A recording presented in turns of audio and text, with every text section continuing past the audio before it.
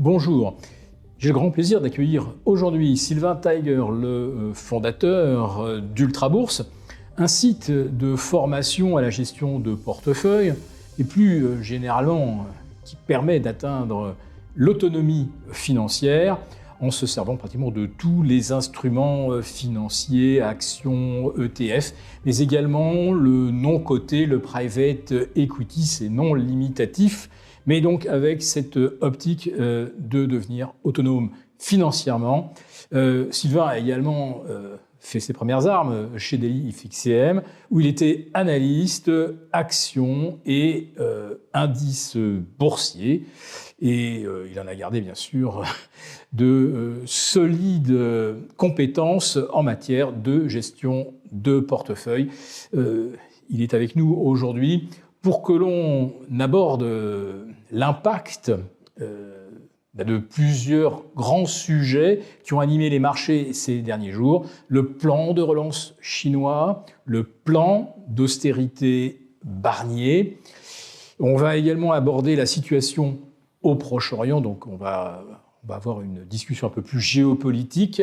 Et bien sûr, à la fin, nous allons essayer de vous délivrer tous les moyens de naviguer au milieu de nombreux écueils, parce que oui, tous ces sujets que nous allons aborder peuvent apparaître tout de même aujourd'hui comme des écueils et pas forcément des opportunités. Donc, Sylvain, merci d'être présent aujourd'hui. On en discutait un petit peu avant de commencer l'émission. Tu trouves que le plan de relance chinois, sur lequel on s'est un petit peu affolé, c'est beaucoup moins impactant que ce que l'on imagine. Et tu as même employé, toi, le terme de fumisterie. Peux-tu nous en dire plus ? Eh bien, bonjour Philippe, bonjour aux équipes et aux publications Agora. Merci de me recevoir sur votre chaîne. C'est toujours un plaisir de faire des vidéos avec toi. Oui, on en discutait en off juste avant de démarrer l'émission, puis on en a discuté aussi, je crois, la dernière fois. Le plan de relance chinois, en quoi consiste-t-il ? Il consiste globalement à dire une chose, c'est j'ai des marchés actions chinois qui déjà depuis plusieurs mois sont en berne, d'accord. On peut dire que le marché actions chinois avait connu une croissance, comment ils avaient appelé ça, une croissance négative, c'est ça ? Oui, on était à zéro depuis mars 2020, tout simplement. C'est ça, donc en gros, le marché actions chinois, il baissait. Et qu'est-ce qu'ils ont eu l'idée de faire ? La banque centrale, la PBOC, donc la banque centrale chinoise, la People's Bank of China, elle a décidé de créer de la monnaie, c'est-à-dire de faire ce que nous on a fait en Europe, aux États-Unis puis au Japon. Ils ont injecté des liquidités, ils ont créé de l'argent pour soutenir le marché actions chinois qui a pris, je crois, si je ne dis pas de bêtises, 20% en quelques séances. 25% globalement, 33% depuis pour Hong Kong. Oui. D'accord. En 5 ou 6 séances. 5 ou 6 séances, donc on prend entre 20 à 30% en l'espace d'une semaine et on efface des mois en fait, de baisse qui étaient lentes et difficiles. Et l'idée, c'est quoi ? C'est de se dire, je soutiens mon marché action, donc je soutiens mon économie, et comme le marché action chinois va repartir à la hausse, l'économie est sauvée. C'est l'idée la plus idiote que je n'ai jamais entendue pour une raison qui est simple. Mais l'effet richesse, Sylvain, l'effet richesse. Donc, c'est pas je dépense, donc j'ai de l'argent, c'est j'ai de l'argent, donc je dépense. La logique, elle est dans ce sens-là, d'accord ? Quelqu'un qui n'a pas d'argent et qui dépense, c'est quelqu'un de surendetté. Quelqu'un qui a beaucoup d'argent et qui dépense, c'est quelqu'un qui utilise son argent de façon tout à fait logique. Nous, c'est un petit peu ça. C'est l'erreur qu'on a faite en Europe et aux États-Unis. C'est on a des États qui sont en déficit, qui dépensent plus que ce qu'ils ne génèrent, et donc ils vont emprunter sur les marchés où ils vont, à coup de relance monétaire, ils vont créer de l'argent pour se le reprêter sur les marchés financiers, combler leur déficit, et puis cet argent, il faut le placer quelque part, on le met sur les marchés actions ou obligataires, ça fait monter le prix des actions et ça fait monter le prix des obligations, et donc ça fait baisser leur rendement.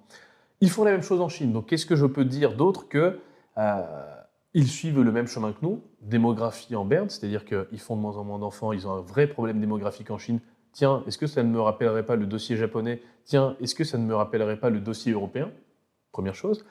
Seconde chose, quand on a une berne, quand on a un problème démographique, qu'est-ce qui se passe ? Moins de consommateurs, moins de croissance, c'est logique, moins de force de travail. Tiens, est-ce que ça ne me rappellerait pas ce qui se passe en Europe ? Si. Donc, Ils ont de moins en moins de croissance, ils ont des défis de plus en plus durs. Ils n'ont pas non plus une politique immigrationniste parce que c'est pas non plus, j'ai envie de vous dire, le modèle de la Chine. Et donc, qu'est-ce qu'ils font? Ils se disent, bon, bah, le marché action, il faut bien le soutenir, le marché immobilier, il faut bien le soutenir, donc qu'est-ce qu'on va faire? On va commencer à imprimer de l'argent, et puis on va faire monter artificiellement le cours des actions, et puis peut-être qu'ils rachèteront, je crois même qu'ils ont nationalisé un ou deux gros promoteurs chinois, si je ne dis pas de bêtises, immobiliers. Oui, puis les régions absorbent aussi Et les une partie régions- du patrimoine. Et les régions absorbent en les pertes souffrance. des promoteurs immobiliers, donc au même mot, les mêmes conséquences, d'accord? Mot pas émoté, MAUX, donc aux mêmes peines, aux mêmes conséquences. C'est-à-dire que quand on crée de l'argent pour soutenir les marchés financiers, on n'aide pas l'économie réelle, car les marchés financiers ne sont pas l'économie réelle. Les marchés financiers, c'est la cotation d'entreprise. Une entreprise, c'est constitué de parts sociales, d'accord? Ces parts, si vous en êtes propriétaire, vous êtes propriétaire d'une entreprise. Les marchés financiers, qu'est-ce que c'est? C'est un lieu où on échange des parts de sociétés. Et les sociétés qu'on s'échange sur des gros indices, en général, ce sont de grosses sociétés. Et ces grosses sociétés, en général, elles font du business un peu partout. Mais voilà, d'accord? Et ce qui fait monter leur part, techniquement, normalement, c'est les sociétés font du résultat, font du bénéfice, donc elles valent plus, donc les parts de la société valent plus. Mais là, aujourd'hui, on fait monter le prix des actions, non pas parce qu'elles font plus de bénéfices, mais parce qu'on injecte plus d'argent, on a créé plus de demandes, d'accord, à une offre équivalente et une offre qui reste médiocre. D'accord. Donc quand on fait monter le prix des actions chinoises, quand on fait monter le marché action chinois en injectant de l'argent, en créant une offre, une demande artificielle, hein, bah, on n'augmente pas la valeur des actions chinoises, elle reste ce qu'elle est. Donc on l'a pas sauvée, je veux dire, l'économie elle reste nulle. Mais c'est juste que on a artificiellement fait monter le cours. Donc on a maquillé la mariée pour le mariage. En fait, l'anecdote, c'était que les 3 premiers jours après l'annonce de la PBOC, les banques avaient mis en place un service d'accueil H24 pour que les gens puissent investir en bourse. On déposait de l'argent à toute heure du jour et de la nuit. Il y avait des gens dans les banques qui étaient là pour faire rentrer de l'argent. Et le lendemain, à l'ouverture, ceux qui avaient ouvert leur compte la nuit, à l'ouverture, ils étaient acheteurs. Donc en fait, l'annonce a créé une sorte de momentum. Donc on va dire peut-être que les 6-7 premiers pourcents de hausse, bon, c'était un peu les initiés, c'était ceux qui avaient déjà de l'argent en bourse. Donc ils se sont dit, ça y est, on a le signal.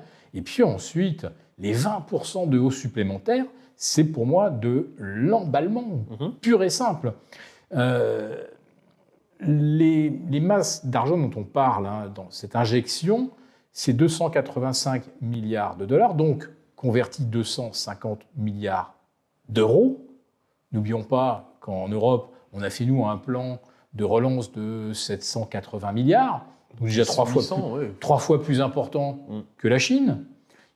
Donc à l'échelle d'un PIB de 18 500 milliards de dollars, 250 milliards quand même, ça ne représente pas grand-chose. On est un petit peu au-delà des 1,5%.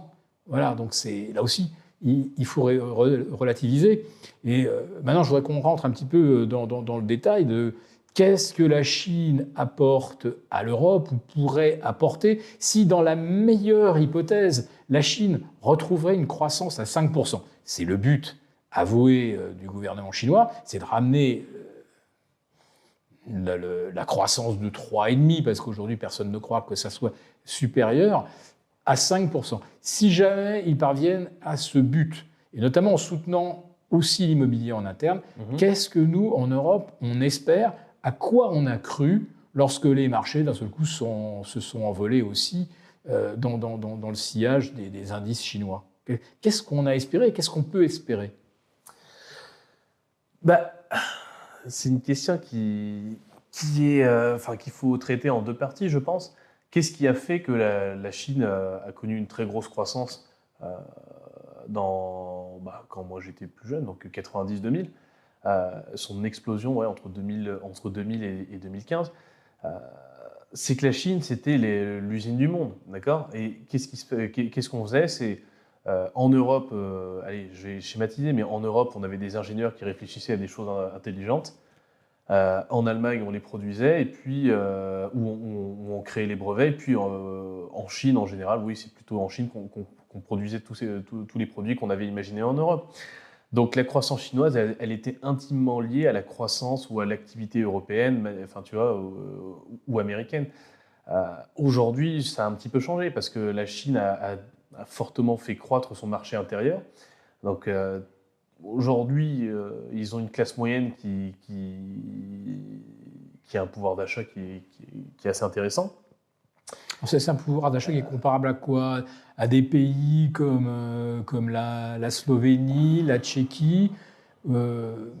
Ça représente, allez, prenons un standard moyen européen, sur 1,4 milliard d'habitants, combien ont un standard ou un niveau de vie comparable à la moyenne européenne? C'est 400, 450 millions. C'est plus maintenant ou pas? Alors, j'en sais rien. Je ne suis pas allé en Chine, donc c'est difficile pour moi de te parler de la Chine et de segmenter leur population. Ce que je peux, par contre, en revanche, analyser, c'est que cette augmentation de richesse et le fait qu'il y ait une classe moyenne désormais en Chine, alors après, dans quelle proportion parce je lisais aussi un article, et je crois que tu m'en avais parlé, tu as une grosse partie de la Chine qui est aussi oubliée. En fait, on parle beaucoup de cette Chine qui s'est développée près des côtes, mais tu as aussi une grosse partie de Chine rurale où en fait, il n'y a rien. Il n'y a pas de service, il n'y a pas grand-chose. Mais bon, globalement, les Chinois se sont développés et ont une classe moyenne. Le coût du travail a augmenté. Ils consomment non plus des voitures européennes, mais maintenant des voitures électriques. Ils ont le nucléaire, si je ne dis pas de bêtises. Ou en tout cas, ils ont récupéré les brevets français, si je ne dis pas de bêtises. Ils ont construit des EPR, ils les ont construits vite et bien. Donc, pour l'instant, il n'y a pas d'incident connu. Donc, ils ont aujourd'hui un savoir-faire dans le nucléaire qu'on a complètement perdu, nous. Donc, si tu veux, en fait, je ne vois pas en fait, comment est-ce qu'on pourrait espérer avoir 5% de croissance en Chine, alors qu'en fait, ils ont vécu leur équivalent 30 glorieuses, et là, ils rentrent, on va dire, dans leur période un peu mitterrandienne à la chinoise, c'est-à-dire qu'ils commencent à avoir de plus en plus de gens qui font partie de la classe moyenne, et ils vont commencer petit à petit à relâcher la pression. Ils ont une démographie qui est décroissante, donc ils vont commencer à faire des politiques sociales, ou en tout cas, ça va être moins... Qu'est-ce qui fait qu'un pays est en croissance? C'est que en fait, ça coûte pas cher de faire bosser les gens, donc tu peux donner du boulot à tout le monde, et ça monte. Et une fois que le boulot coûte cher, et que tout le monde a un meilleur niveau de vie, plus personne ne veut faire les tâches les moins cool. Donc, tu vas délocaliser dans des pays où ça coûte moins cher. Inde, Pakistan, Bangladesh, Asie du Sud-Est. Voilà, c'est ça, c'est là. Pour moi, les vrais nouveaux pays qui vont avoir 5% de croissance et plus, c'est les pays d'Asie du Sud-Est, en fait, parce que c'est là où maintenant tu as des coûts de fabrication moins chers. Mais la Chine, c'est devenu c'est la deuxième économie mondiale. Ça sera très probablement la première d'ici quelques années. C'est fini, quoi, tu vois. Ils ont eu leur boom. Maintenant, ils sont je pense qu'ils vont entamer une autre période de leur développement. Ouais, donc tu peux citer l'exemple japonais. Quand ça se retourne au Japon après une flambée boursière extraordinaire, puisque les indices japonais passent en 3 ans de 13 000 à 39 000. Donc, c'est un triplement. Et puis arrive janvier 90, et la bulle immobilière explose, mais contrairement à la Chine, ça n'explose pas parce qu'il y a 65, maintenant on parle de 75 millions de logements inoccupés. On avait trop bâti au Japon, pas du tout. Au Japon, il y avait une démographie, il y avait une rareté de l'immobilier, ce qui fait que ça flambait dans les grandes villes. Et il n'y avait pas d'excédent. En Chine, ils ont la double peine. Ils ont eu une flambée des prix dans les grandes villes, les hypercentres, près des bonnes écoles, près des bonnes universités, des prix qui ont vraiment flambé. Et ils pensaient qu'on allait vider les campagnes comme en Europe, finalement, qu'il resterait que 5% des gens vraiment en milieu rural et que la Chine serait complètement urbanisée. Et ils se retrouvent avec 75 millions de logements sur les bras. Donc ça, c'est quelque chose que même le Japon n'a pas connu.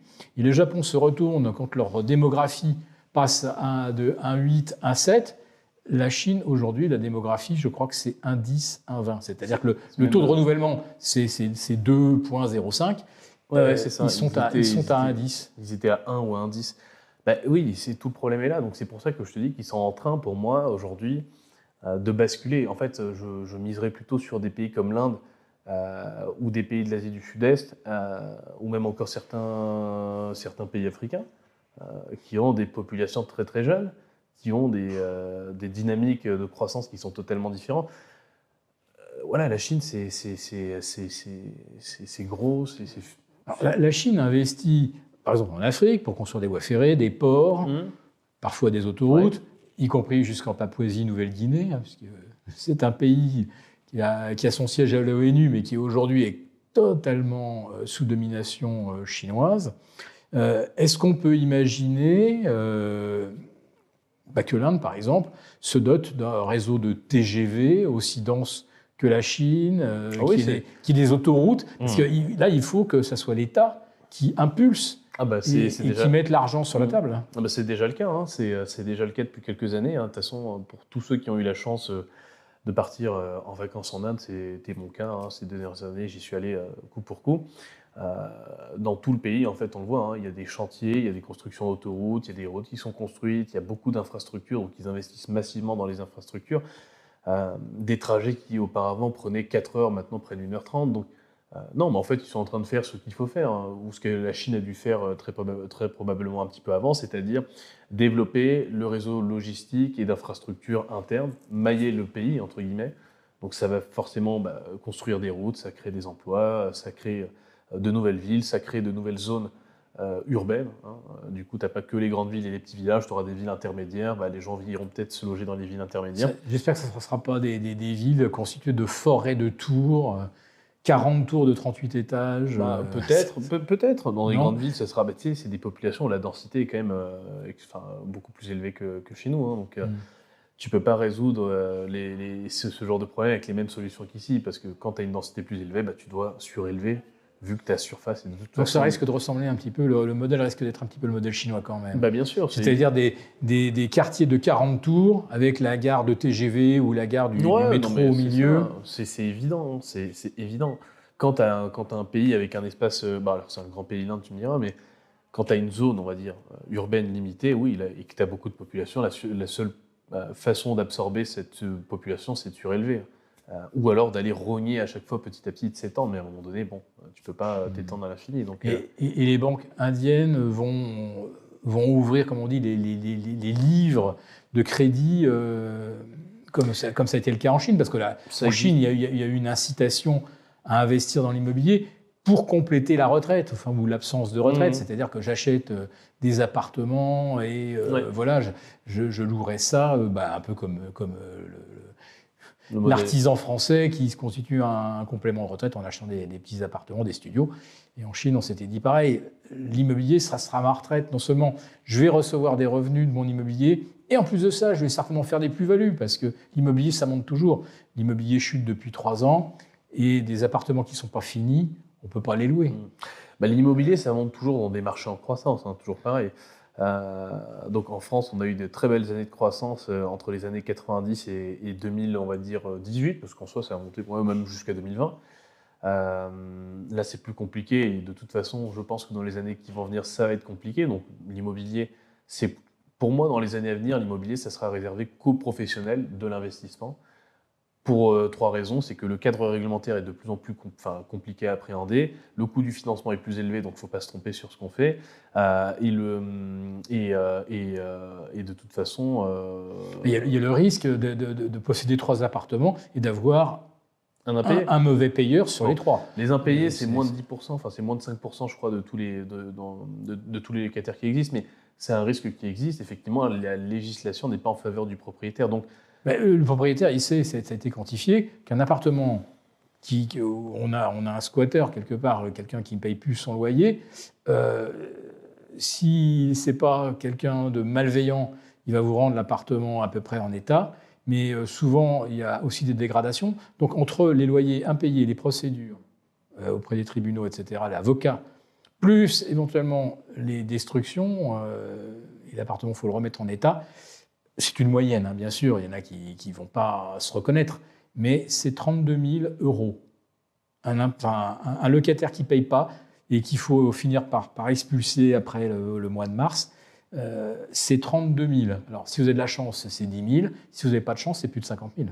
C'est ça que ça veut dire. Bah, ça fait partie des choses qu'il faut savoir. Donc, effectivement, je pense que dans les années 90, 2000, 2010, bon, il n'y a pas trop à se poser de questions. Hein. On achète, on tient, et puis ça monte. C'est un peu ce qu'ont fait tous nos parents. Et tu as l'âge de mon père, donc à la limite, c'est quelque chose qui était possible dans votre génération. Dans la nôtre, ça ne l'est absolument pas. Vous achetez n'importe quoi, vous avez le risque en fait de vous être fait avoir. Vous allez payer 8% de frais de notaire, et puis votre truc, il va végéter pendant des années. Vous allez l'air pas con, avec en plus des taux d'intérêt à 4-5. Il va falloir augmenter l'épaisseur d'isolant, mettre une pompe à chaleur. Parce qu'il ne faut pas oublier que quand vous empruntez à 4% ou 5% sur 20 ans, c'est comme si votre bien il vous coûtait 50% plus cher. À la fin des 20 ans, 4-5%. Les intérêts versés, oui, c'est ça. Les intérêts, donc ça veut dire que si vous achetez un bien, je dis une bêtise, 200 000, et que vous, avec un crédit à 4-5%, dans 20 ans, il vous aura coûté 300 000. Donc, il faut que votre immobilier il vale plus de 300 000, plus les frais de notaire, donc 8%, on va arrondir à 10. Plus les taxes foncières. Voilà, donc il faut que votre bien il vale plus de 320 330 000 pour que votre opération ait été rentable. Donc, si déjà pendant 5-6 ans, votre bien il végète parce que le marché est en crise et que vous avez payé 8% de frais de notaire et les intérêts, les machins, déjà le prix de votre bien pour qu'il soit rentable, il monte, mais vous, la valeur de votre bien, elle baisse en marginal. Donc, l'écart entre les deux, c'est votre perte. C'est pour ça que je vous dis que ça va être un marché qui va devenir un marché de professionnels. Moi, j'en suis intimement convaincu. On s'en est pas parlé, donc là. Non, ça, on n'en a pas discuté. Pas du tout. Là, on se rejoint complètement. Je pense effectivement que ça va devenir un marché de professionnels. Une espèce c'est un truc d'initié, quoi. Voilà, ça sera un petit peu comme les grands groupes, allemands, Vonovia, qui est un espèce de gigantesque syndic avec des armées d'avocats, de fiscalistes, etc., et qui gère au jour le jour toutes les nouvelles réglementations qui pleuvent depuis Bruxelles, en ce qui concerne les diagnostics énergétiques, les lois de non-artificialisation des sols, les ZAN, enfin, il y a tellement de choses ça. En fait, qui tombent aujourd'hui sur le dos du propriétaire qu'effectivement, passons à ça. Et surtout, l'incitation fiscale qui existait et qui poussait en fait les Français à faire de l'immobilier, à savoir la défiscalisation ou l'optimisation de ses revenus avec le statut LMNP, toutes ces choses-là sont en train de disparaître. Donc, on a une crise du logement en France. On avait résolu partiellement cette crise parce qu'on se disait, on disait aux gens, travaillez avec de l'existant, rénovez-le, et vous aurez une incitation fiscale pour proposer un logement décent en partant de quelque chose d'existant. Donc, je ne construis pas, je prends une merde, je la retape. Mon locataire a un logement qui est beau, je peux louer un peu plus cher que le marché, et lui, il est dans un beau logement, donc il me paye, parce qu'en général, quand on a un beau logement, on n'a pas envie de foutre la merde dedans, et puis le locataire est peut-être mieux intentionné. C'était un combo qui marchait plus ou moins, d'accord ? Et ça répondait à une certaine crise du logement en France. Ça, ils ont retiré, ils veulent retirer cet avantage-là sur le LMNP. Je ne vais pas rentrer dans la technique, mais c'est en gros les amortissements qui sont réintégrés le jour de la cession du bien. Donc en gros, c'est comme si tu louais en nu, c'est la même chose. Donc plus d'intérêt à rénover son bien. Donc qu'est-ce qui va se passer ? On n'a pas beaucoup de biens en France, on en aura de moins en moins parce qu'ils ont mis en place toutes leurs lois écolo. On ne peut pas construire de neuf, machin. En plus de ça, ça coûte cher. Les taux d'intérêt et le financement est élevé, donc on n'est pas incité à construire et on n'est pas incité à rénover parce qu'on n'a pas de tax break, on n'a pas de réduction fiscale pour rénover un bien. Parce que j'ai pas, sur la plus-value, je ne m'y retrouve pas, autant le louer nu. Si je le loue nu, pas besoin de faire les travaux ou très peu, ou j'en fais très peu. Donc, il y a de moins en moins de logements qui vont arriver sur le marché et dans un état de plus en plus dégradé. Voilà, ça c'est bravo à nos technocrates parce que ça c'est vraiment quelque chose qu'on peut éviter, c'est facile. Enfin c'est pas facile, mais en tout cas il y a des mesures qui sont facilement applicables et que beaucoup de professionnels de l'immobilier pourront défendre, mais ça on le fait pas. Donc pour moi c'est un marché qui va être de plus en plus réservé aux initiés. Si vous êtes un particulier et que vous voulez vous lancer là-dedans, franchement honnêtement, accrochez-vous, formez-vous, mais accrochez-vous et puis il faut partir dans une optique d'en faire son métier. C'est pas on joue plus là. Et donc tu parlais du marché immobilier chinois ou du marché immobilier qui monte. Un marché immobilier qui monte, c'est un marché immobilier qui monte parce que la démographie, l'activité est croissante dans le pays et qu'il y a une vraie demande. Bon, nous, on a C'est pour ça que je pense que les Chinois ont un vrai problème. C'est que Les la Chinois- démographie ne va pas permettre de faire occuper les 75 millions de logements. C'est impossible. C'est impossible. Ils vont perdre 3 ou 400 millions de personnes dans les 30 prochaines années, je crois. C'est énorme. 400 millions de personnes. C'est quasiment un tiers de leur population, si je dis pas de bêtises. Oui, il serait revenu à 1 milliard à l'horizon 2075. Donc Voilà, non, mais c'est... dans 50 ans. C'est l'équivalent de 2 petites générations, en imaginant deux que fois, ça ouais. soit que le taux de l'enfantement se fait à 25 ans. En 2 générations, ils vont perdre effectivement 450 millions. Ils vont revenir énorme. au milliard. Par contre, l'Inde, les projections seraient plutôt un 7, un 8. Un 7, un 8, même si eux aussi, là, il commence à y avoir des... Bon, c'est pas pour tout de suite, ça sera dans 30 ans qu'il y aura ce problème, mais les générations actuelles d'Indiens, donc c'est-à-dire la mienne, ceux qui ont 30 ans, font de moins en moins d'enfants, et de plus en plus tard. Donc pareil, au lieu d'aller balancer 5, 6 gamins ou 10, on en fait un, peut-être 2, on s'arrête là. Bon, là, pareil. Mais ça, c'est un problème qui aura des conséquences que dans 30, 40 ans, donc à la limite... On verra si YouTube existe encore et si on peut en parler, mais c'est pas des problèmes pour tout de suite, donc ça sert à rien de se mettre là-dedans. Mais En tout cas, c'est intéressant que tu dises qu'il n'y a pas de problème pour tout de suite. C'est-à-dire que pour ceux qui s'intéressent à l'Inde, ça veut dire qu'il y a encore de belles années.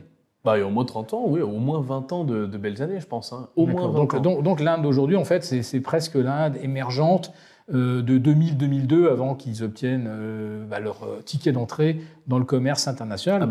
L'Inde, elle y est déjà. Mais ça veut dire qu'on n'a pas commencé à investir vraiment. Non, le vrai essor, il a commencé, je pense, 2015-2016. Donc au final, c'est assez récent, hein, ça fait moins de 10 ans. Donc un cycle de croissance, c'est une vingtaine d'années, voire une trentaine, puisqu'on parle des 30 glorieuses. Autrement dit, à l'Inde, on est au premier quart. Ouais, c'est ça. Ça. De toute façon, on le voit, on est au tout début, ça commence à partir. Et c'est ce que je te disais tout à l'heure quand on déjeunait ensemble. Je t'invite fortement, si tu as l'occasion de pouvoir le faire, à y aller et à voir de toi-même. En fait, c'est même ce qu'il y a de mieux. C'est de voir un pays en croissance, c'est dingue. C'est là où on se dit, je suis à ma place, quoi, parce que tout marche. Enfin, pas tout marche, ça serait faux de le dire, mais ça va dans le bon sens. C'est vrai. Je verrai effectivement, si je vais en Inde et que j'y retourne, comme je l'ai fait pour Singapour, Hong Kong et la Chine, des pays dans lesquels j'étais plusieurs fois, sur des années, et j'ai vu effectivement l'extraordinaire changement. Singapour, pour moi, ça m'a paru spectaculaire parce que j'ai connu Singapour avec très peu d'immeubles. Ça commençait juste. À l'époque, ils avaient juste un tuyau qui leur amenait de l'eau douce de Malaisie. Hein. C'était extraordinaire. Ils étaient complètement. Donc, ils n'avaient rien. Quand on dit ils n'avaient rien, aucune richesse, aucune matière première, ils n'avaient même pas d'eau douce. J'ai connu Singapour comme ça. Et puis, bon, moi, la Chine, évidemment, j'ai vu Shanghai exploser, j'ai vu Pékin exploser. Bon, voilà. Mais dans des proportions que je n'aurais pas cru pensables. Enfin, non, mais moi aussi. Et moi, c'est simple. Hein. J'étais allé en Inde. Enfin, moi, mes parents, ils vont quasiment tous les ans. Mais moi, à partir de mon adolescence, je restais en France parce qu'en fait, ça me permettait l'été d'avoir la maison pour moi tout seul avec mes potes. Et voilà, tu vois. Donc, j'étais tranquille, je jouais à la console, je faisais ma vie. J'avais l'impression d'être dans ma maison. Et du coup, j'avais un peu boudé l'Inde pendant une petite dizaine, quinzaine d'années parce que moi, je préférais faire mes vacances avec mes potes. Et j'y suis retourné en 2022 dans des circonstances pour un enterrement. Donc voilà. Bon, je m'attendais à retrouver le pays que j'avais laissé entre guillemets derrière moi il y a 15 ans. Bien tradit, voilà. J'ai pris une claque absolument incroyable. J'y suis retourné l'année dernière pour mon mariage. J'ai repris une claque incroyable. Ça avance super vite, dans le bon sens. Il y a tout qui est réuni. Une population qui est jeune, qui veut travailler.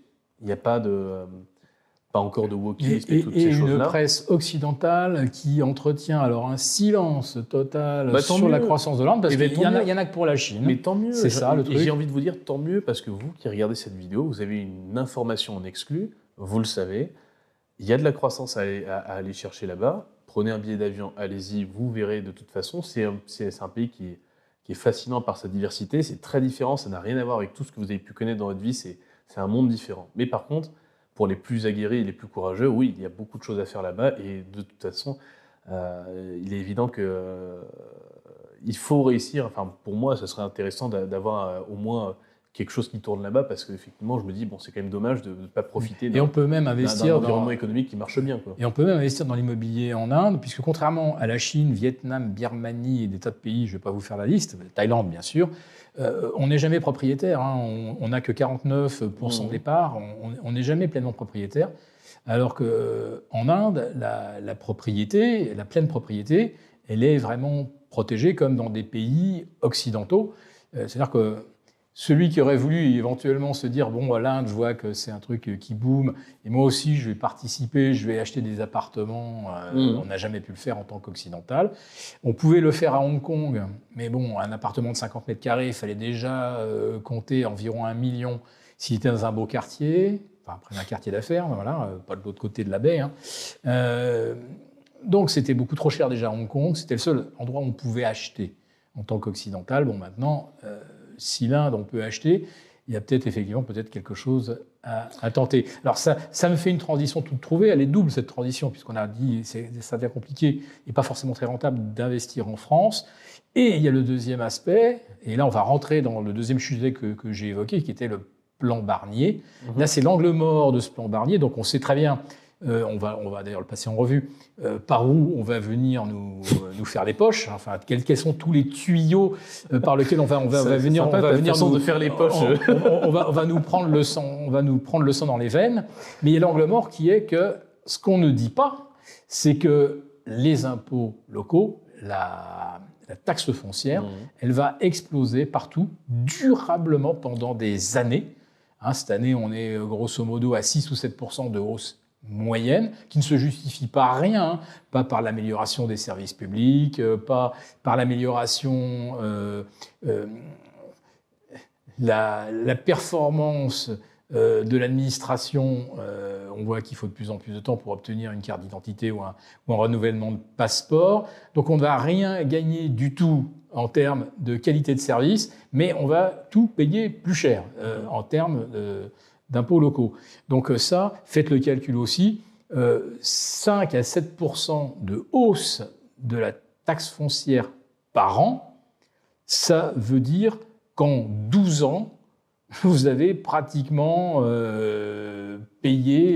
repayé votre bien. Enfin, c'est juste hallucinant, quoi. On est sur des proportions invraisemblables.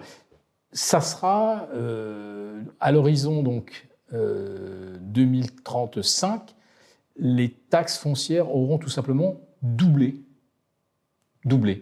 Voilà. Et qu'est-ce qui va, dans la rentabilité du bien, contrebalancer ce doublement de la pression fiscale? Là, pareil, je ne vois pas de solution. Pour moi, la pierre aujourd'hui, c'est la SCPI où je reste en dehors, quoi. C'est très compliqué.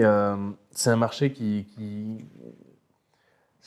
est compliqué, puis qui à mon avis, le locatif, ça va être chaud. Hein. Ça va être très très dur dans les années à venir, mais c'est évident.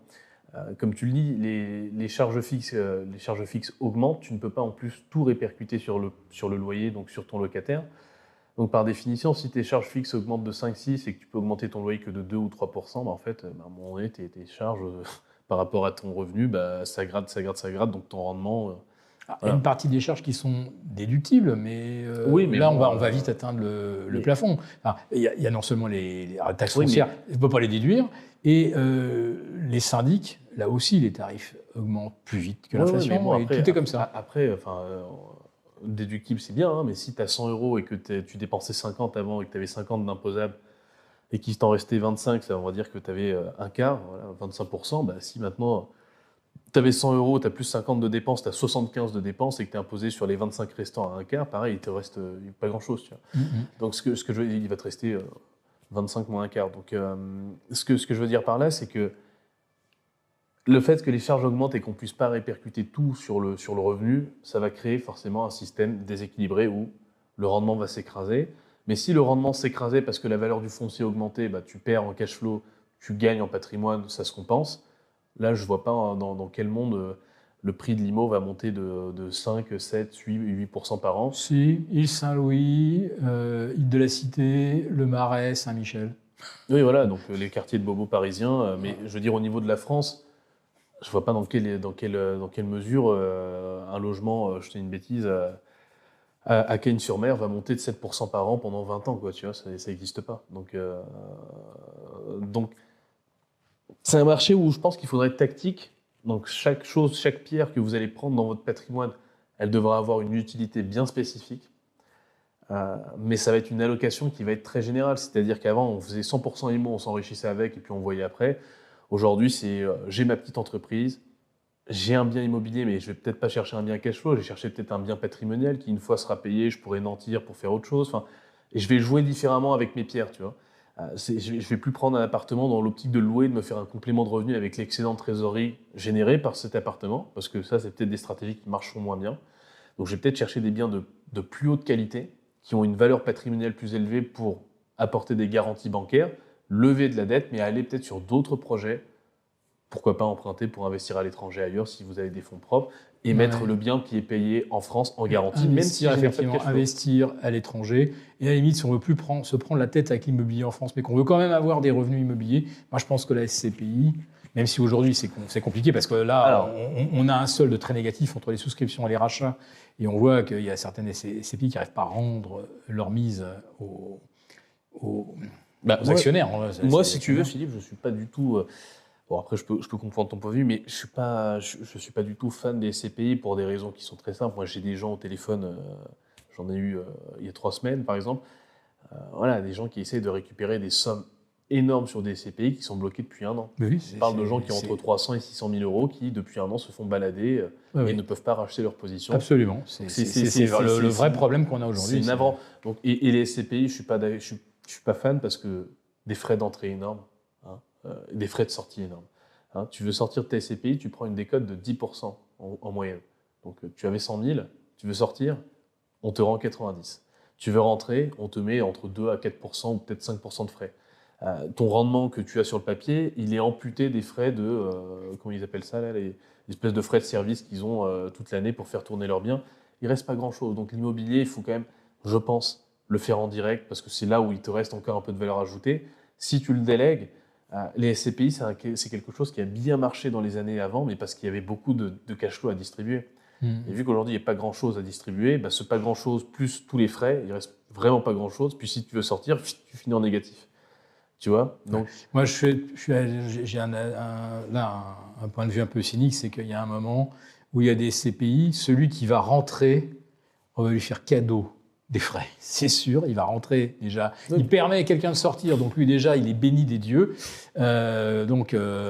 À l'entrée, welcome, pas de frais. C'est les chaises musicales. Voilà. Et je pense qu'il va y avoir des affaires à faire parce qu'il y a des SCPI qui sont tellement dans la panade que le souscripteur, on va lui dérouler le tapis rouge. Ouais. Voilà, bon. Mais bon, le problème, c'est que pourquoi est-ce qu'elles sont dans la panade? C'est que ces SCPI, aujourd'hui, le rendement locatif des locaux commerciaux, la majorité, ils ont fait du bureau à la Défense. Bon, ils se font défoncer, quoi. Pourquoi ils se font défoncer? C'est parce que les bureaux à la Défense, ils ferment au télétravail, donc ils ont moins de présence sur place et ils payent des salles de séminaire ailleurs en région, ça leur coûte moins cher, les gens sont contents en plus d'aller en région.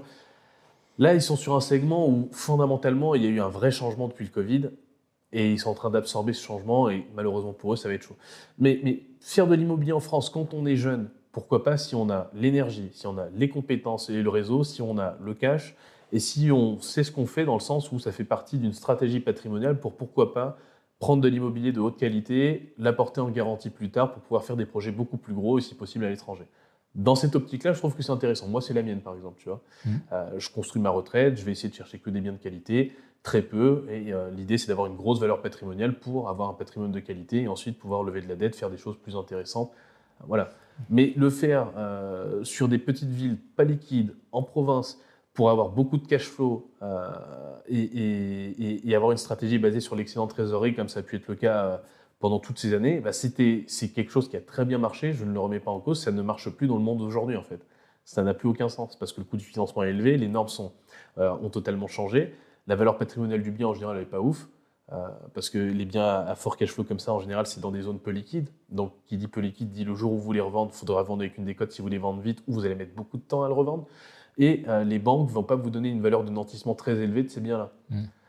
Donc, tu vois, il faut analyser son investissement à 360 pour se dire, OK, est-ce que ça a du sens ou pas?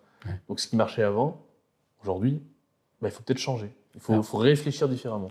Alors on va rebondir sur cette notion de 360, puisque maintenant, on a une France qui est contrainte de réduire pratiquement de moitié son déficit. Il faut qu'on revienne de 6,2 à 3,10 à l'horizon 2028. Ça va être compliqué. On a le plan Barnier, donc 60 milliards d'économies ou de ponctions.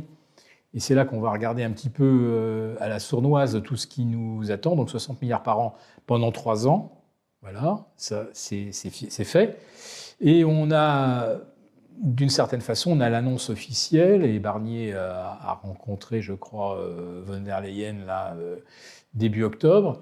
La feuille de route de la France, c'est une mise sous tutelle qui ne dit juste pas son nom. Voilà. Mais là, on va regarder un petit peu. Donc, Barnier dit sur 60 milliards, 40 milliards d'économies, donc à voir avec les ministères, etc. Les 20 milliards qui nous concernent. Il y a ce qu'on voit qui est évident, mais il y a ce qu'on ne voit pas, mais qui va être tout aussi pénalisant. C'est-à-dire que si on vient prendre 20 milliards dans nos poches, ça ne veut pas dire que ça ne va nous coûter, à nous citoyens, que 20 milliards. Enfin, je pense qu'on a évoqué la taxe foncière, donc ça fait partie justement de ces non-dits, mais qui vont coûter très cher. Mais ce qui va nous coûter plus cher encore, c'est les déremboursements, c'est la baisse de prestations sociales. Là, les mesures où on a calculé que ça allait permettre d'économiser 20 milliards, c'est uniquement des choses qui sont évidentes dans la mesure où on voit que ça sort de nos poches. Voilà, ce qui sort de nos poches, c'est 20 milliards. Mais il y a aussi, à mon avis, beaucoup plus d'argent qui va ne plus rentrer dans nos poches. Et c'est ça contre lequel on doit essayer de lutter. Comment on va faire pour éviter d'abord de perdre de l'argent parce qu'on le prend dans nos poches, et il y a aussi de l'argent qui ne va plus rentrer dans nos poches ou qu'on va devoir sortir, pas sous forme d'impôts, pas sous forme de taxes, mais qu'il va falloir qu'on sorte d'une manière ou d'une autre pour que ça coûte moins à l'État. Donc là, je pense qu'il y a fort à faire. Toi, quelle serait ta première préoccupation par rapport aux annonces Barnier, par exemple ?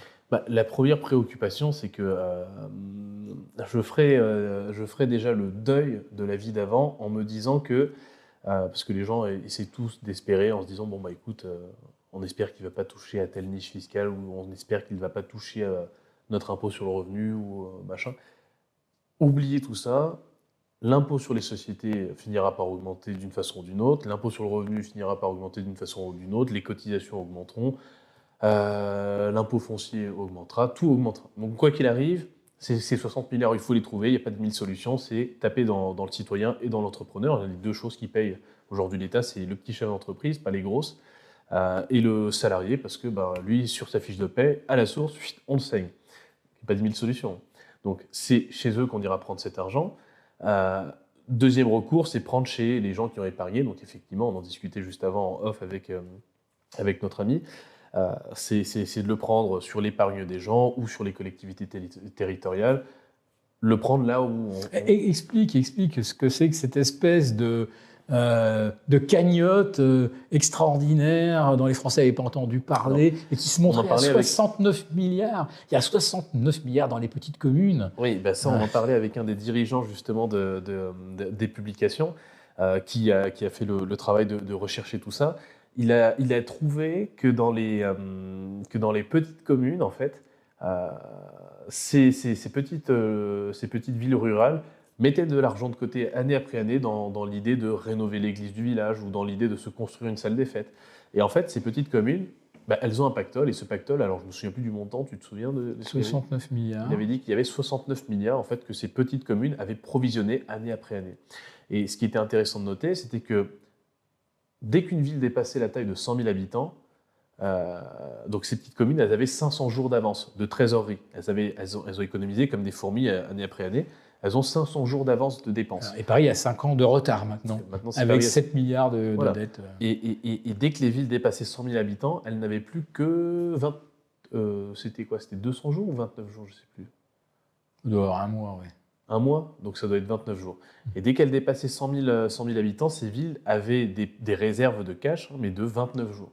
Et donc non plus de 500 jours. Alors après, vous me direz, une grosse ville, c'est beaucoup d'argent, donc forcément, relativement, une petite ville, en nominal, ça lui permet de tenir plus longtemps. Mais bon, ce qui est intéressant de noter, c'est que globalement, il y a du pognon en France, et il y a du pognon qui est mis de côté par des villes et par des collectivités qui ont bien géré, qui ont géré de façon bon père de famille leur épargne. Donc on va de nouveau venir piquer les sous à ceux qui ont bien géré c'est pour aller rembourser les folies d'Anne Hidalgo, c'est toujours pareil, la Seine dans laquelle on se baigne pour 1,4 milliard, etc. Quoi. C'est toujours pareil, c'est-à-dire qu'en France, c'est la grande spécialité, c'est celui qui a bien travaillé, qui a 19 sur 20, on vient lui mettre une patate sur la gueule, et on va venir donner sa feuille, son exposé, le travail de recherche qu'il a fait, on va le donner à celui qui avait 2 sur 20 et qui branle rien et qui fume des pétards au fond de la classe, quoi, tu vois. Et on va dire, écoute, partage, espèce d'égoïste, lui, il faudrait bien qu'il monte à 10 sur 20, il a que 2 sur 20. Et toi, tu as 19, tu peux bien en donner un peu, sauf que lui, il travaille, lui, il faut rien, c'est toujours pareil. Donc en France, on dépense mal, on prend chez celui qui travaille bien, pour compenser les lacunes. Bon, on nivelle par le bas. Au lieu de se dire, lui, il travaille mal, je lui mets une claque pour qu'il aille mieux travailler et monter son niveau. Non, on va taper celui qui a bien travaillé. Donc, effectivement, eux, ils sont assis sur un magot de 69 milliards, donc c'est pas négligeable. Mais les Français sont aussi assis sur un autre magot, c'est leur assurance vie. Elles sont pleines. Les assurances vie françaises sont pleines de produits déjà placés. Sont pleines de produits déjà placés, mais qui sont, dans une certaine mesure, mobilisables. Mais comment je fais l'essentiel, c'est des bons du Trésor. C'est exactement ce que je veux dire. Qui va aller racheter les bons du Trésor si moi je décide de l'arbitrer contre un nouvel emprunt européen miraculeux qui va tous nous sauver, etc. Non, à mon avis, l'emprunt dragué, 800 milliards par an sur 5 ans, 4 000 milliards qu'on imprime là à l'horizon 2030. L'idée, c'est quoi? Ça serait potentiellement de nationaliser ces espèces de bonds, ces espèces d'obligations d'État, de les récupérer en garantie pour aller en faire servirait de collatéral. Qui les achète ou qui les détient? La Banque centrale. Parce qu'il faut bien que... ça sera la BCE. Ça sera forcément la BCE. Ça sera notre épargne sur laquelle la BCE met la main pour servir de garantie et de collatéral à un emprunt dont on ne sait pas ce qu'il va devenir ou dont on ne sait pas quels seront les fruits. C'est surtout qu'on va emprunter pour quoi au final? On va emprunter non pas pour faire de la recherche ou des infrastructures ou à avancer, on va emprunter pour dépenser. On n'emprunte pas comme si... c'est comme si la France ne faisait pas un crédit immobilier pour investir sur son avenir et quand elle sera vieille, elle aura un complément de revenu. La France emprunte via des crédits à la consommation pour aller en boîte de nuit. Voilà, c'est ça qu'on fait en fait. C'est qu'on emprunte pour de la dépense courante. Donc en fait, on vit à crédit, mais crédit à la consommation. Donc, alors, si je comprends bien en fait, là, en tant que détenteur d'un contrat d'assurance vie, alors si on atteint l'âge de la retraite, forcément on prend moins de risques, on fait moins d'actions que ce que toi tu conseilles généralement à tes clients. Toi tu as une clientèle active qui fait quand même pas mal d'actions. Logiquement, on se retrouve avec une population qui a surtout un portefeuille d'obligations. Donc il va falloir qu'il aille le céder quelque part à la Banque centrale. Et lui, il va donc se placer sur un produit dont on ne sait pas du tout à la sortie s'il y aura ou pas des dividendes, si le capital sera maintenu. Et en plus de ça, en tant que retraité, je sais déjà, par les premières annonces de Barnier, que ma retraite est désindexée jusqu'en juillet 2025. Alors là, pour l'instant, c'est pas grave, l'inflation est revenue à 2, donc si c'est désindexé jusqu'en juillet, vous allez perdre 1. Mais imaginons que l'inflation repart plutôt à 3,5, 4, si on fait tourner la planche à billets, c'est immanquablement ce qui va arriver. Si ça s'embrase au Proche-Orient, le prix de l'énergie va exploser, ça va nous refaire remonter bien sûr les prix du gaz, les prix du carburant et tout. Donc le retraité, on va lui confisquer, ou plutôt on va lui dire, voilà, vous avez un emprunt facultatif complètement obligatoire auquel vous devez souscrire, parce que l'Europe, sa souveraineté, ça dépend de vous. Maintenant, ce n'est plus qu'une question d'argent. Si vous ne mettez pas ces sous, l'Europe se cassera la figure. Donc, je vais aller souscrire ce nouvel emprunt sans savoir si, à la sortie, j'aurai conservé ou pas mon patrimoine. Et en plus de ça, ma retraite est désindexée. Et quand je vais aller faire une consultation médicale, faire une radio, un IRM, le reste à payer va être augmenté de 10-20%, je ne sais pas combien. Donc c'est bien ce qu'on voit. c'est qu'on a 3 choses contre lesquelles on doit se battre. La confiscation de notre épargne ou sa réorientation qu'on va nous imposer. On va nous l'imposer. Deuxièmement, des retraites désindexées, mais également des pensions de toutes sortes, des indemnités chômage, tout va être évidemment désindexé. Et troisièmement, tous les actes de la vie courante où l'État prenait en charge, la prise en charge va diminuer. Donc on va bien nous attaquer sur 3 fronts là. C'est comment on se défend contre ça. Et c'est pour ça qu'on on parlait aussi. Je vais te laisser développer, puisque c'est un peu l'idée aussi, c'est qu'on termine là-dessus. C'est qu'est-ce qu'on fait quand on est attaqué comme ça sur 3 fronts? Eh bien, qu'est-ce qu'on fait quand on est dans la rue et qu'il y a 3 bonhommes qui viennent nous casser la gueule? Eh bien, il n'y a pas de 10 000 solutions, c'est soit on court, soit on se met en boule et on encaisse. Donc, il n'y a pas de 10 000 solutions, hein, c'est très logique. On se fait attaquer sur 3 fronts, donc il y a 2 solutions. Soit vous prenez vos clics et vos claques et vous partez, et vous pouvez partir, et certains vont tant qu'il n'y a pas de monnaie numérique, on peut encore le faire. Voilà, donc en général, les plus jeunes peuvent le faire parce qu'ils ont l'énergie, ils ont la volonté, et puis ils peuvent recommencer à zéro. Et quand on est plus âgé et qu'on ne peut pas partir, on se met en boule et on encaisse. Mais il y a quelques réflexes, on peut déjà... personne n'oblige les gens à avoir des assurances vie, personne ne les oblige à avoir, j'ai une bêtise, des SCPI. Alors je sais que peut-être que c'est ton truc, mais... Moi, c'est pas le mien. Je trouve que c'était un bon produit, ça ne l'est plus. Non, moi, je voulais diversifier mon patrimoine. D'accord. Et je voulais pas avoir à me coltiner les problèmes de locataires, les syndics, etc. Ok, très bien. Mais voilà, globalement, dans l'idée, personne n'oblige les gens à avoir leur épargne dans des produits de merde. D'accord. C'est tout à fait à la portée de n'importe qui, des gens qui regardent cette vidéo, de se dire, je prends mon épargne. Je vais m'acheter un peu de métaux précieux, je vais m'acheter peut-être de l'immobilier dans un autre pays, je vais me créer un portefeuille d'actions, d'obligations non cotées, parce que je ne suis pas obligé de faire que du marché coté, je peux aussi faire du non coté. Il y a de très belles opportunités, ça c'est un peu plus dur, mais à vous de travailler. Il y a eu énormément de levées de fonds dans le private equity. Est-ce qu'on n'est pas un peu en bulle quand même? Parce que j'ai vu les montants. C'est quoi l'année dernière? C'est 1200 milliards. Ouais, c'est ridicule. La bulle a dégonflé parce que la bulle était bonne quand l'argent coûtait pas cher, c'est-à-dire en 2019-2020. Ouais. Depuis le Covid, vu que les coûts du financement ont explosé, c'est devenu beaucoup plus sélectif. La plupart ont craché. Hein. Donc là, il n'y a plus de levée de fonds et les fonds de private equity sont beaucoup plus concentrés sur des valeurs qui génèrent déjà en fait de l'argent, qui ont un modèle économique qui est rentable aujourd'hui, mais ils vont plus investir sur des trucs qui vivent sous perfusion parce que l'argent coûte beaucoup trop cher. Donc non, mais personne vous oblige en fait à avoir tous ces produits un peu pourris. Donc essayez de jouer intelligemment avec votre argent, essayez de créer une architecture pour votre portefeuille qui ait du sens. Donc une architecture, c'est quoi? C'est j'ai une situation A, je veux aller à un point B. Quels sont les outils que j'ai à ma disposition pour atteindre ce point B? Donc mes outils financiers, mes outils intellectuels, mes outils peut-être culturels, mon bagage et mon réseau. Vous voyez les outils que vous avez à votre disposition et l'idée c'est de construire votre véhicule pour aller à ce point B. Donc si vous êtes dans une optique financière, c'est, je sais pas, j'ai X, je veux Y, j'ai 100, je veux 200. Comment je vais à 200 dans un environnement où la France est en récession, le marché immobilier se pète la gueule, l'euro c'est pas une devise qui est folle. Ok, avec ces 3 données, comment je fais pour passer de 100 à 200? Mettez votre cerveau à réfléchir sur ce problème. Vous n'aurez pas la réponse demain, vous l'aurez peut-être dans 6 mois, 1 an, mais vous finirez par la trouver. C'est ça l'exercice qu'il faut faire. Et c'est un exercice qui est personnel. Moi, j'ai la réponse, mais j'ai la réponse pour moi. Je peux la donner, mais ce qui est intéressant, c'est de faire le chemin et de comprendre pourquoi on fait les choses. Voilà. Disons que chaque épargnant est un cas particulier. Enfin, grosso modo, les composantes d'un patrimoine, c'est de l'immobilier. Donc, si je comprends bien, on peut très bien ne pas avoir tout son immobilier en France. L'essentiel de l'épargne retraite, c'est quand même des bons du Trésor. On n'est pas obligé d'avoir des bons du Trésor libellés en euros. Je pense que c'est ça un peu le message. On n'est pas obligé d'avoir des bons du Trésor tout court, d'ailleurs. Même, on peut avoir des entreprises qui ont du triple A. Vous avez des entreprises aujourd'hui qui sont plus solvables et qui ont une capitalisation boursière et des montants de cash qui sont supérieurs à certains États.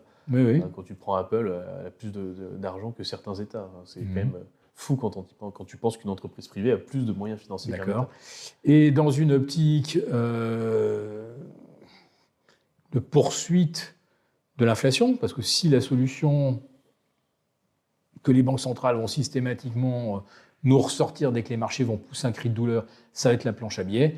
S'ils ressentent la planche à billets, à mon avis, l'or et l'argent continuent de battre des records. Enfin, il y a une architecture simple. On peut très bien se dire, vous avez un petit portefeuille en bourse, vous mettez pas beaucoup d'argent dessus, mais juste un montant ridicule de votre patrimoine là-dessus, juste pour, au cas où si justement il continue à faire de la planche à billets, les marchés monteront. Vous êtes exposé au marché, ça vous permet de profiter de la hausse. Vous ne mettez pas 100%, mais pourquoi pas 10% de votre patrimoine ou 5%, un petit quelque chose, histoire de suivre le truc. C'est pas parce que l'investissement... Et tous les mois, on en remet un petit peu, c'est ce qu'on appelle le fameux DCA. Moi, je suis pas fan du DCA, parce qu'il y a plus efficace. Mais c'est juste de s'exposer au marché action. S'il y a plus efficace, dis-le nous. Oui, ok, on va en parler. Ouais. Mais il y a le marché action coté qui est déjà un marché ultra efficient, qui est ultra disputé, donc il n'y a pas grand-chose à gagner là-dessus. Il y a les métaux précieux, facile pour suivre l'inflation. Il y a le non coté. Private equity, c'est dur, mais je dirais peut-être la dette privée, le private credit, ça c'est intéressant. Encore faut-il savoir le faire et avoir accès aux bonnes opportunités, parce que c'est un métier où il faut analyser le risque. Donc là, pour le coup, il y a une vraie part de compétences à avoir. Mais il y a des rendements qui sont aussi plus élevés.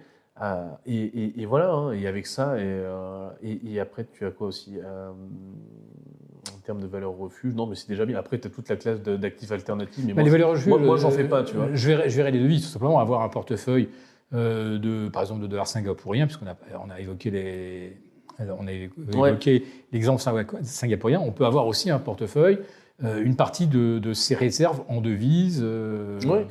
Tu peux très bien couronne norvégienne, franc suisse. Tu peux très bien construire un portefeuille, comme tu dis, une partie de dette privée, une partie d'actions non cotées private equity, une partie d'actions cotées un peu plus petite, une partie de devises qui est le cash, en fait, juste pour saisir les opportunités à court terme, une partie métaux précieux qui est un peu plus grosse, et après, c'est à vous de jouer avec les pourcentages.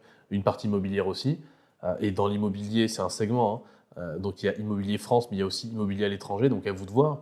Aujourd'hui, vous avez très probablement de l'immobilier en France pour une raison qui est simple, c'est que vous habitez ici. Peut-être aller prospecter ailleurs, dans d'autres devises, dans d'autres zones géographiques pour avoir une diversification géographique, mais aussi de devises. C'est intéressant. Peut-être ajoutons un futur point de chute pour la retraite. Et un futur point de chute pour la retraite. Et puis, voilà, avec ça, c'est à vous de jouer avec vos pourcentages, c'est à vous de réfléchir à des stratégies. Et voilà, je ne doute pas que vous trouviez la réponse à votre question, en fait. Ça, c'est qu'une question de ça, c'est de jouer comme un chimiste, vous mettez les ingrédients et puis après, il faut réussir à trouver la bonne combinaison pour soi, parce qu'en vrai, il n'y a pas de combinaison duplicable. En soi, on a tous des situations en général un peu particulières. Donc voilà. Voilà, mon cher Philippe. Écoute, je te remercie pour ces apports, pour nous avoir parlé un petit peu de l'Inde, qui est très très peu abordé par nos médias des grands chemins. Et puis c'est vrai, le panachage que tu as évoqué, on n'entend pas beaucoup le mot France là-dedans, mais en fait on s'en fiche. La France n'a plus de souveraineté, donc c'est à nous de nous constituer notre propre souveraineté patrimoniale. Oui, parce que comme tu l'as très bien dit, et je pense qu'on peut terminer là-dessus, malheureusement, la France n'est plus que la région ouest de l'Union européenne, mais c'est devenu une région. Ce n'est plus un pays parce que le plan d'austérité qu'on va très probablement découvrir cette semaine, je ne sais pas quand la vidéo sera diffusée, mais à l'heure où on la tourne, en tout cas, on n'a pas encore connaissance des mesures qui vont être mises en place. Comme l'a très bien dit le nouveau ministre de l'économie. Monsieur Armand, oui. Antoine Armand, c'est ça? Oui. Antoine Armand l'a dit qu'on devrait suivre en fait les mesures budgétaires de l'Union européenne. Donc tout est dit.